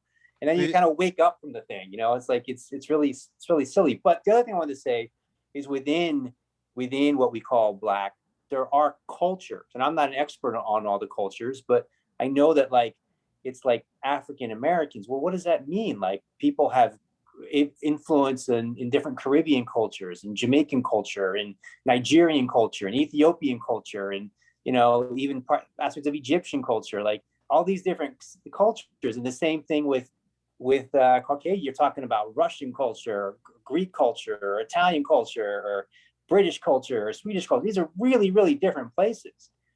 So we're losing all of that texture, that cultural richness, when we just label people and really mislabel people in this way. And again, that label was made for class.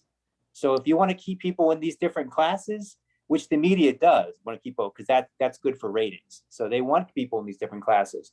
But if we don't want to keep people in these different classes, then we should stop using these labels that were based on class and aren't based on reality and aren't based on science and aren't based on spiritual revelation or realization. Yeah, I mean, yeah, culture is definitely a real thing. I'm not doubting that at all. I think culture is probably the one aspect of like history that we actually do carry forward in our society. Like African Americans, there's blues, there's hip hop, like there's a very rich culture there. And like, and then again, that also has a problem with like the racial thing too, because it's like people are like, oh, you can't like bring yourself into this culture, or you can't adopt this culture because you're part of this race. Yeah, that's what they call it. It's like, you can't, like, even though let's be honest here, that a lot of people that live in our society, a lot of the people that and I'm not going to doubt that there's like there isn't like trauma passed on, because that is, and that has, obviously that has to be dealt with. But a lot of people like to like keep the past and bring the past into now, right? Like whether it's guilt, whether it's like blaming people for something from the past, which is extremely counterproductive, extremely, or whether it's like kind of like the cultural appropriation thing, where it's saying like like white people can't take on this culture, or black people can't take on this culture, or whatever. People have been culturally, if whatever you want to call it, cultural appropriation, people have been doing that for centuries. People have been assimilating into different cultures. People have been adopting ideas from other cultures for centuries. People have been doing this, and it's a natural part of being human, right? Because people are in different environments. People grow up in, like, if a white person grows up in like an urban environment where they're surrounded by African Americans, do you really think it's fair for someone to say you can't adopt this culture? Do you think that's ethical at all? Do you think that's realistic at all? Do you think that person's going to be okay if that I'll give you like the counter argument, just so because I know people will be listening to this and they're going to say this, so we'll bring it forward. So the idea of cultural appropriation is that somebody in a position in a position of privilege takes the culture of someone who's not in a position of privilege, and then they benefit off of that culture, you know, financially and status wise and otherwise. So I'm watching the history of rock and roll, which I was telling you is like fantastic. And so what happened there was you had this incredible music that came out of the African American community, primarily in the South, and then into Chicago, which was based in blues primarily, and then kind of shifted into what would be considered like rock and roll, the early days of rock and roll, people like Little Richard and so forth. And then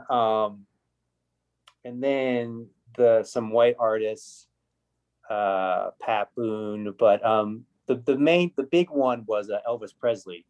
So Elvis Presley, they found this guy who was like a handsome white guy who would like do the that was considered the black music.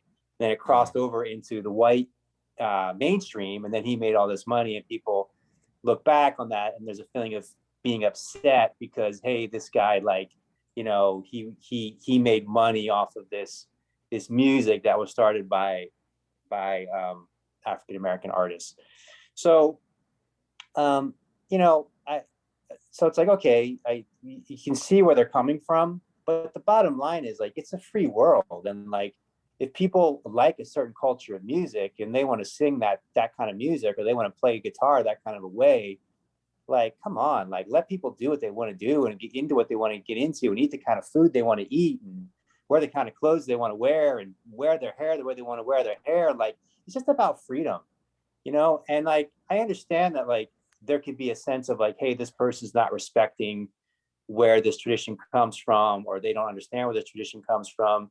And those are conversations that can be had.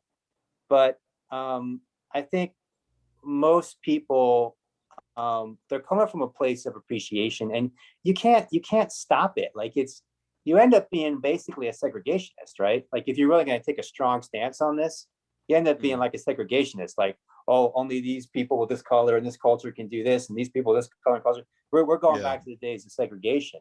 So you got to let culture just travel and flow, and let Japanese people do hip hop and, Well, you know, it's rock and roll, or whatever they want to do. yeah. I mean, you are a segregationist because we live in like, now other countries is a little bit different because some countries are more homogenous, but America is one of the most diverse countries in the entire world. And if you think that you can stop culture from, you know, mixing and spreading to different people, like, it's ridiculous. Like, do you know how many like white people listen to rap music, and how many you know, black people like listen to rock and roll or alternative or whatever? Like, it's like it's amazing. Like how many of the general population, like that, like black people make 13% of the population, but what's the music you hear on the radio? It's music that originally comes from black roots, like hip hop, rap music, stuff like that, right?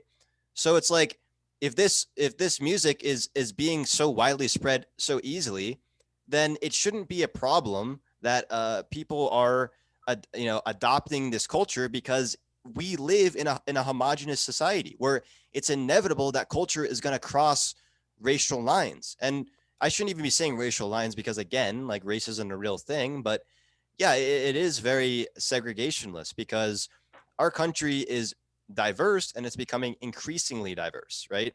Well, So what's cool too is that as a culture, as another culture gets exposed to, as two cultures meet each other.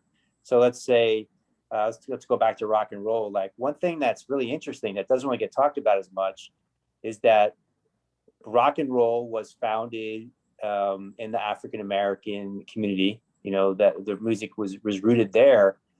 But then as the Europeans got exposed to rock and roll and they started playing it, they gave it like a little different tweak, a little different flavor, and it started to get different, right? So when a culture becomes exposed to other culture, they take that art form and they do something a little bit different with it that would have never have happened if they had it.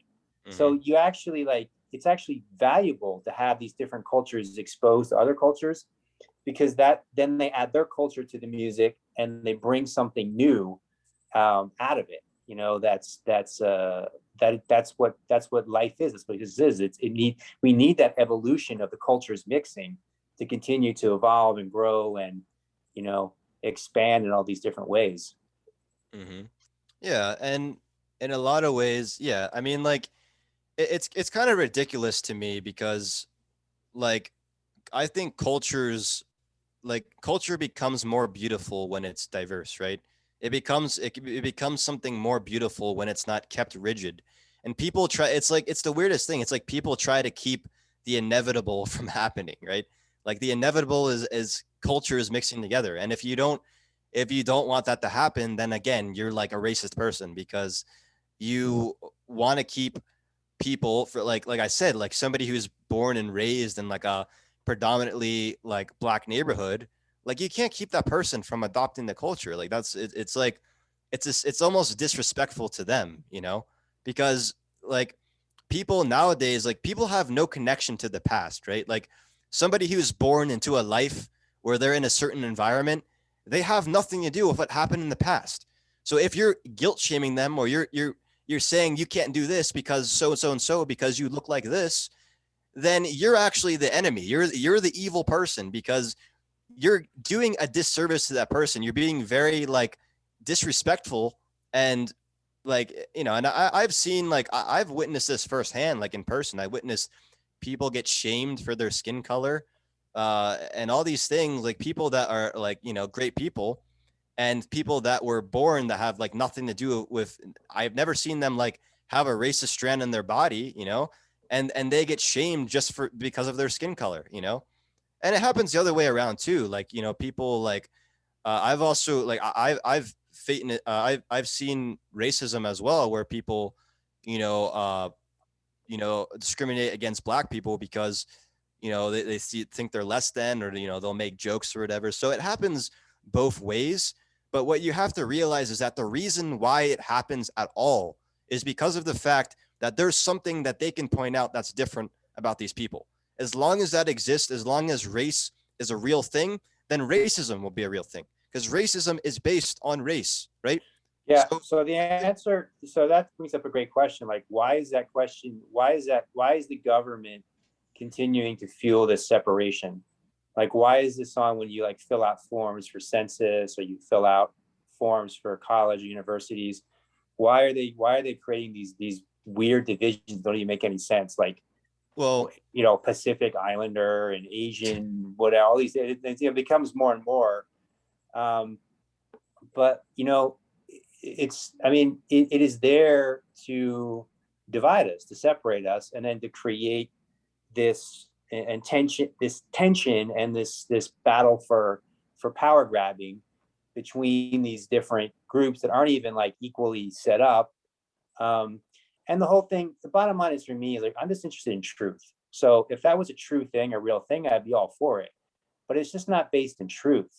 You know, so if something's not based in truth, then why? How about we stop using those terms on like census forms and university forms and job applications? How about we stop like gathering all this data on these false categories, acting like it's well, starting there, like eliminating like these false categories and all these, and then allowing people to just, if they're American citizens, to just start to see themselves as American citizens, and beyond that, to start to see themselves as human beings, you know, across the whole world. yeah, That we all come from the same family, and as we've evolved and moved through different parts of the world, we've adapted different skin tones and different eye colors and different hair textures, and we will continue to. We're still evolving, right? yep. We're not done. We're Mm-hmm. still on this evolutionary journey together. Yep. Yeah, and now I will say there is a counter argument to what you stated with the because I was actually looking into this the other day, and I was like, why the hell do people still believe in race? Like, well, how is it beneficial at all? And there was a counter argument where it's like, well, and it was amazing too because it was super hard for me to find anything on this because it's such like a ridiculous argument. But they were like, well, it's because like of the you know, a lot of it's like, you know, because of the stuff that happened in the past, they have Right. to keep these labels. And I'm like, like, it doesn't even make it. I'm like, I was just like baffled. I'm like, so you want to keep the past alive is what you're telling me. You want to keep the vision in the past alive. You want to solve the past by keeping the past alive. Like it was like the It's dumbest thing. reactionary. It's Yeah. reactionary. It's not a truly progressive vision. And so I really hope people start to realize this and see this, that it's not a progressive vision. It's reactionary. And it's counterproductive. It's like probably the most, Counterproductive. yeah, it's probably the most counterproductive like idea. And I understand, like, obviously it takes a while. Like I think this probably is inevitable and people will wake up to this eventually. So and I think a lot of the reasons why is like people have to break to like a higher consciousness. Like we have to rise to a higher consciousness. And the more people wake up to this idea that we all come from the same source, we're all like spiritual beings. And, we just like, what is this? It's a piece of meat, right? Like, I'm not saying like, obviously your body's important, you should take care of it. But like, really, like when it comes down to it, like our true essence is spiritual. So like, if you're looking at people because of their skin color, because of, where they come from, whatever religion they are, whatever, like you have to understand that these are just labels. They're just labels that people throw around. And not to say that culture isn't real, not to say that, people do like pass on certain legacies, right? But then again, like if you're looking at person, like a raw person that you've just met, and you attach all these ideas, and you don't even know anything about them, you attach all these ideas to the way they look, then that is wrong. And you should realize that you are doing something wrong in saying whether you believe it's a good thing that that you think this person's disempowered, whether you believe it's a bad thing. You have to realize that in doing that, you are being so-called racist, discriminatory. You are doing that exact thing. So until people can wake up and actually see individuals as like, just people, whatever culture they may have, like you can see them as a person, you can see them as having an identity, but see past these superficial identities that are counterproductive, right? That are counterproductive to society coming together and working together and us actually understanding each other better. Realize that these labels do not provide any benefit to us. And it doesn't matter who you are. It doesn't matter like what you think the world, whether you think the world is giving you a disadvantage or an advantage. You are part of the problem if you are keeping these labels alive. It doesn't matter who you are, what color skin you have.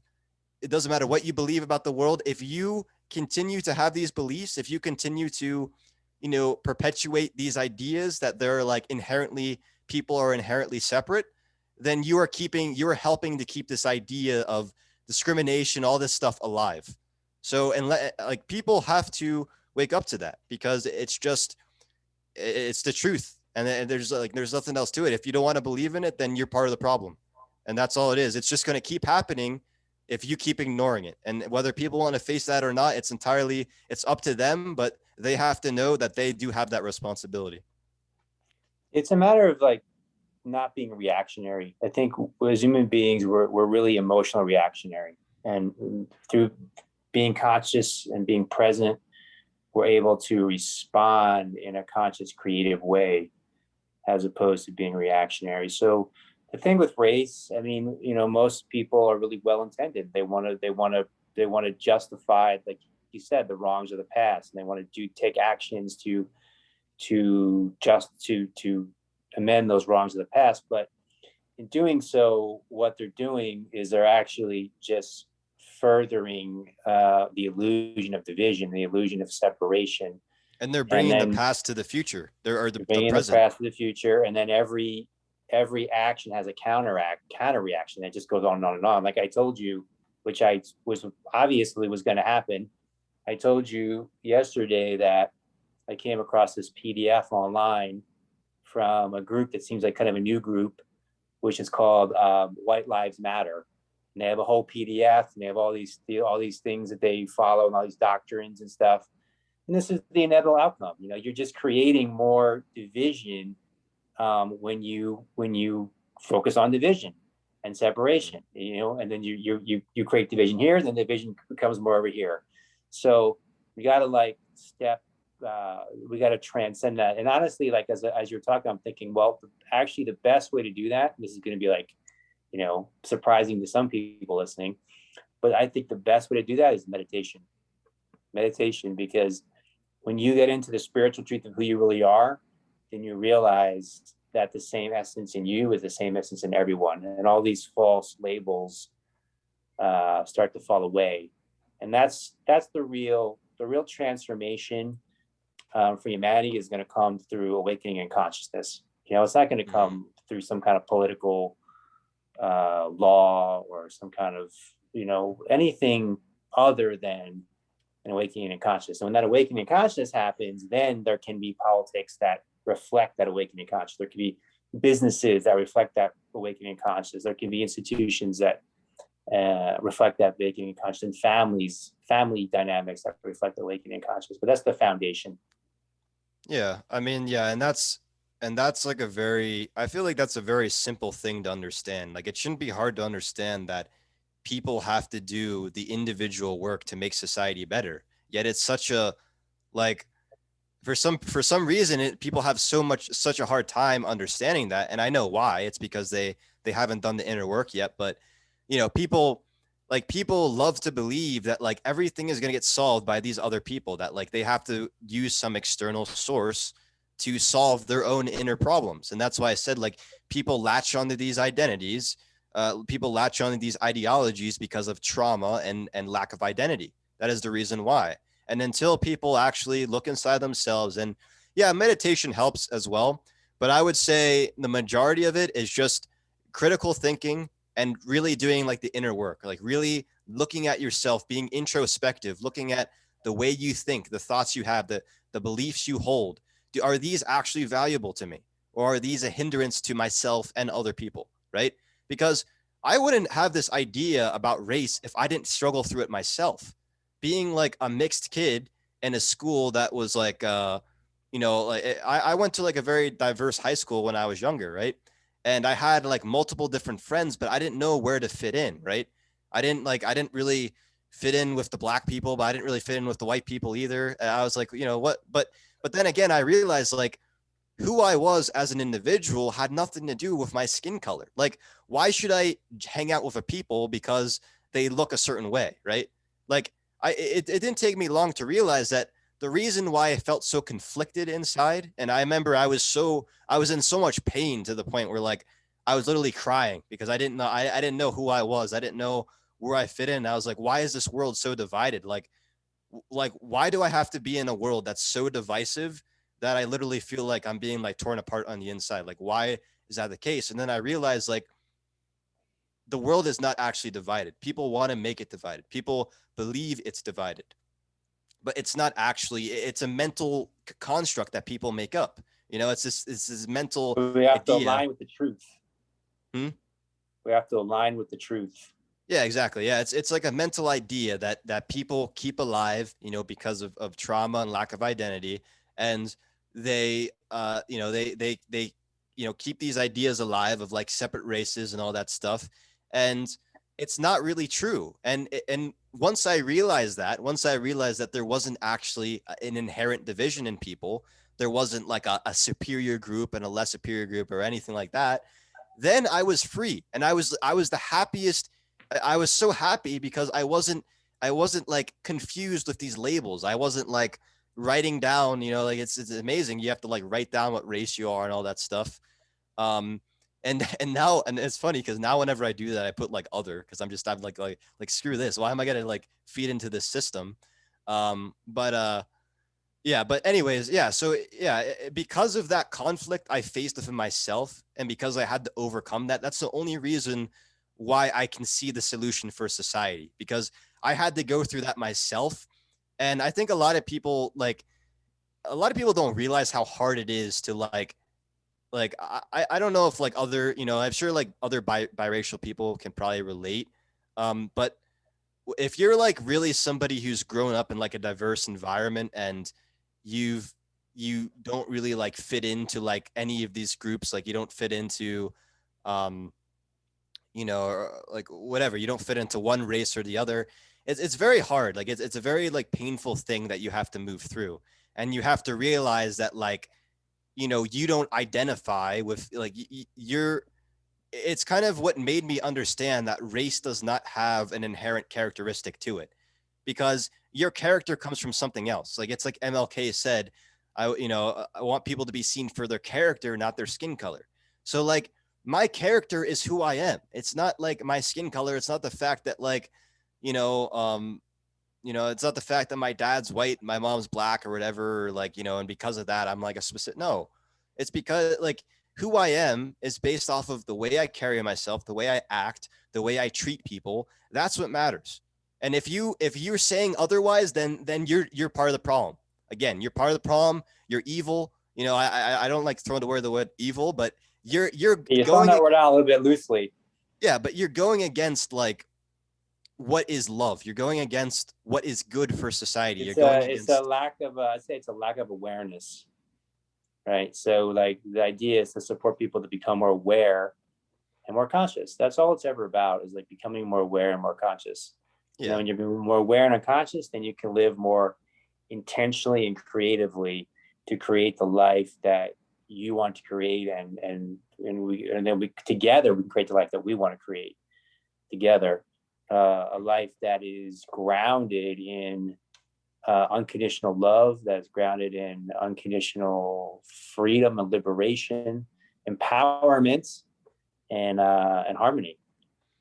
Yeah. And I think another thing people have to understand too is a lot of the reasons why people,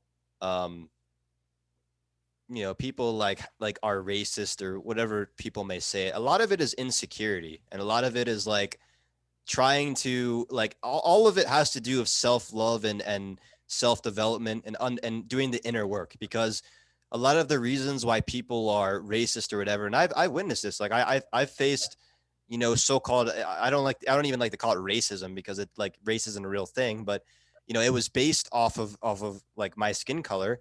I've witnessed people be racist to me, and some of the people that I've known that have been racist are some of the most, like, I don't even know the word, like, they have the lowest possible self-esteem you could possibly have. And that's all they have to their advantage, is like putting down other people, finding a way to, like, say these people are less than. And you have to realize that, like, like, people that actually are racist actually don't even have any power. Like, they actually probably have less power than the people that aren't racist, because at least the people that aren't racist, they don't have any insecurities they have to make up for.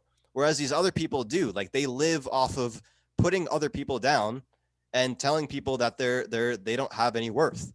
So as long as you understand that, you realize that, like really all people need, really need to do is find self-love and find, and it goes the other way around too. Like, people that feel like they're the people who are oppressed or whatever, you need to find the love in yourself to understand that you are not oppressed, that you are not in like, it's a mentality that you're going to keep in your head that will keep you from succeeding. It will keep you from going forward. It will keep you from doing the things you want to do. And so many of the people that I know, like so many African Americans, friends, whatever, that I know that have this understanding, they realize that like it's a mentality thing. It's like a mental shift that you make. And through doing that, you become a better individual, realizing that, like, race or whatever these constructs that you, like, put on yourself, they don't confine you. What confines you is who you are as an individual, the mentality that you have. And through leaving these constructs, you open up multiple doors to new avenues that you can go into, and you're not limited in any way, shape, or form. So that's like one of the victimization to empowerment. Exactly. Yeah. Yeah. It's a lot of it is just about empowerment and understanding. That's what people really, people really, that's, if we're going to support people, that's where we want to support people, from moving from victimization to empowerment. And I think that's what we're doing. So yeah, let's wrap this up. G, anything else you want to share before we close out?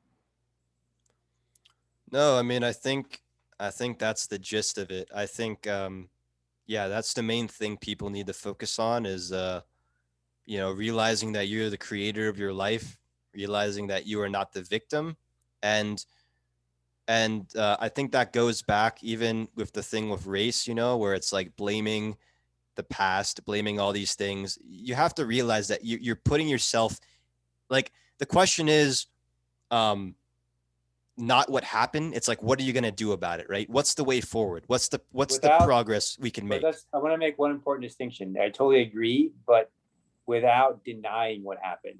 This is the thing that's important. So you have to like acknowledge what happened, and then what are you going to do about it? Yeah, exactly. So, because so this goes from like denying what a happened. collective level of like slavery and blah blah blah blah, blah to individual level of people being molested, abused, whatever it is. So that's what happens. Acknowledge that's what happened. Now, what are you going to do about it? Yeah, and also, like, and I want to explain why that's important. Denying what happened means you're not going to face that underlying trauma. It means you're not going to, like I said, like earlier on, how when people avoid trauma, they avoid the problems that they faced in the past, they actually make it more of a problem, and it grows because they're avoiding it, right?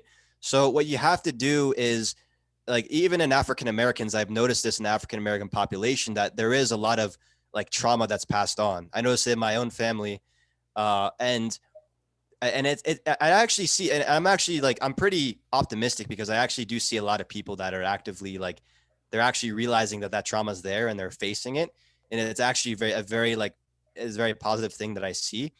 Um, but like, then again, it's like you have to realize that that's there, and instead of blaming the world, instead of becoming the victim, become empowered. You know, become like, realize you have to face this on your own, whether it's, and I'm not saying, you know, you can use other people to help you. Like, other people can support you. You can get counseling, you can do whatever, you know. For me, I went through therapy for many different issues. And that's why I wouldn't be the person I am today if it wasn't for having a support network and having people help me. But you have to be open. You have to be vulnerable to that. You have to allow yourself to be vulnerable and open to that, to open to other people supporting you. And you have to actively hit the root problem. You know, you can't say, oh, like, I want society to do this, I want like governments to do that. No, you have to go to the roots, right? Because, like, you know, if you're gonna kill a weed, you're not gonna spray the top of the weed. You're gonna like pull the weed out from its root, right? So go to the root of the problem, right? Go to where the trauma is. Go to that painful, whatever that pain is. Go to where that is. Face that. Become empowered, and then go and change the world. But until before, if you're making decisions about the world and you're not even empowered within yourself yet, then that is a problem, and you need to look at yourself and solve that first. Love you, son. All right, love you too, Dad, and great conversation. Great conversation. Really appreciate you. Really proud of you. And thanks everybody for being here. And see you next time.